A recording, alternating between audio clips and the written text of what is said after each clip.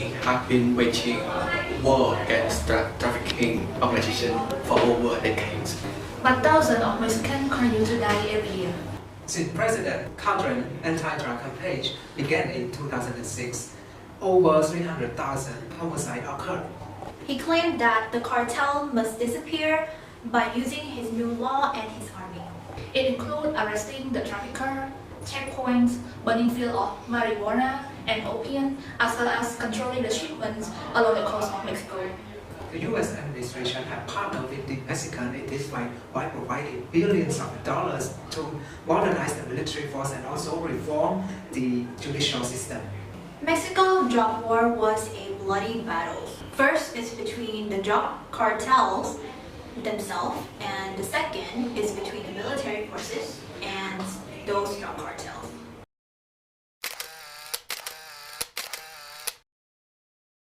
President Calderon's plan was a large-scale operation. The result of his decision expanded drug-related violence. It raised severe concern on social impact. Civilians were affected by the drug war in many ways. Extortion, kidnapping, and other forms of violence dramatically increased. The war led to the spread of crime and fear. Bodies were left on the streets, hanging from bridges, and tortured. Citizens reacted. Some engaged in protests, asking the government for justice. Many more are just giving up living in Mexico. As a result, the immigration flows increased. 71% of people don't feel safe and migrated from the cities.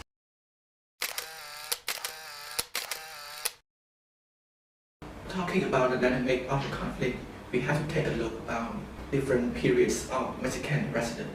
President Calderon declared war on the cartel shortly after taking the office. He deployed tens of thousands of military personnel and replaced the local police forces that he viewed as corrupted. However, the police is ill-prepared to perform police functions, resulting more than 1,200,000 homicides over the course of his terms. When President Peña came to the office, he also declared to reducing violence against civilians. Despite his ambitions, he still relied heavily on the military to battle the cartels. And he even created a new national police forces. By the end of his term, the numbers of homicides had risen to the highest level in Mexican modern history. President Lopez Obrador announced that the war on drugs is over and he would prioritize reducing the homicide rate over detaining the cartel.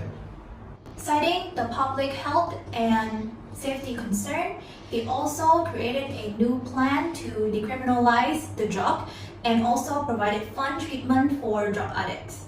Despite the promises to demilitarize, but he instead deployed a new National Guard to boost security.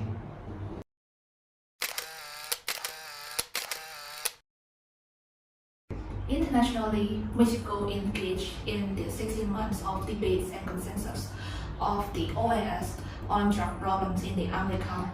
It was a useful and timely debate in the discussion on drugs. The debate brought light on the problem that drug trafficking shouldn't address by each country on its own, but rather multilaterally, because each country cannot succeed on counter the drug cartel on their own. Second, Mexico is also a member of United Nations General Assembly Special Session on the World Drug Problem. The UNGASS is setting the stage for the future debate and negotiation. Although the expectation of 2016 as the end of the war on drugs may have come away disappointed, the debates do represent a tangible progress and an important milestone to the future UN review. The main response of Mexican government to the drug cartel has been carried out via the deployment of the Mexican army and the police force. Although the forceful strategy may have successful in working towards the defeating of the drug cartels entirely, but it has not been successful in protecting the civilians and minimize the violence. The military has to some extent backfired by confronting the cartels. This creates a trade-off and ultimately leaves the government with two major policy alternatives. First, It focuses on the long-term eradication of the drug cartel, which result in many civilian deaths. Or the government could solve the short-run problem of civilian casualty while scaling back on the military campaign against the largest cartel leaders.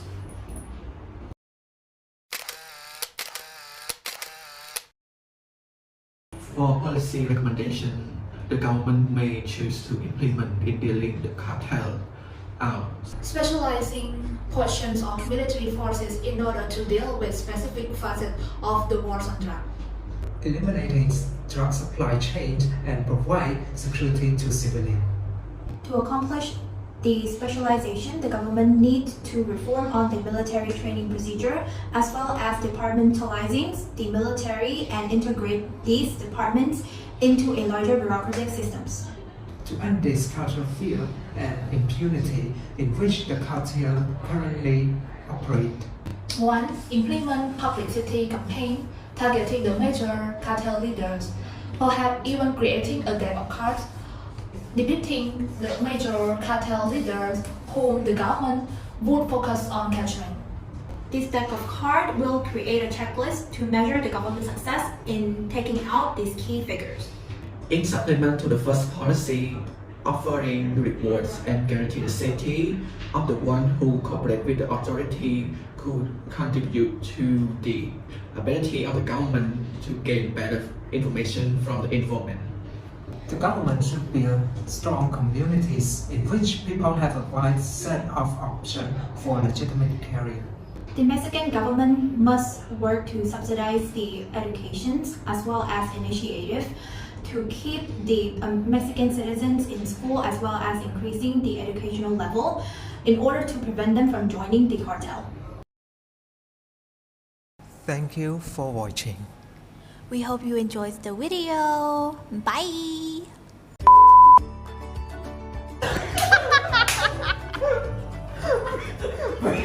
Basic cat.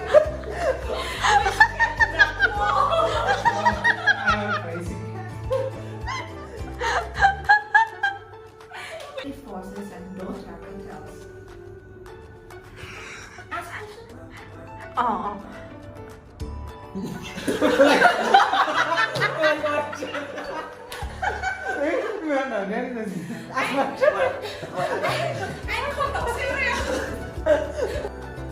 One, implement the plan. The drug war was a bloody battle. First is between those drug bottles. Bodies were left on the stair.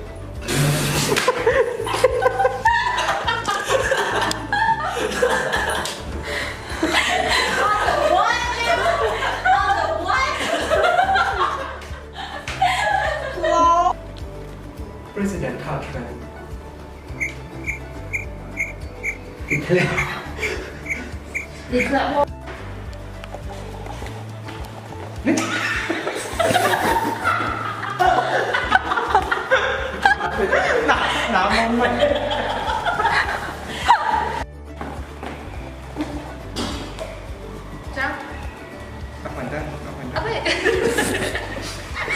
Tóc mình ta.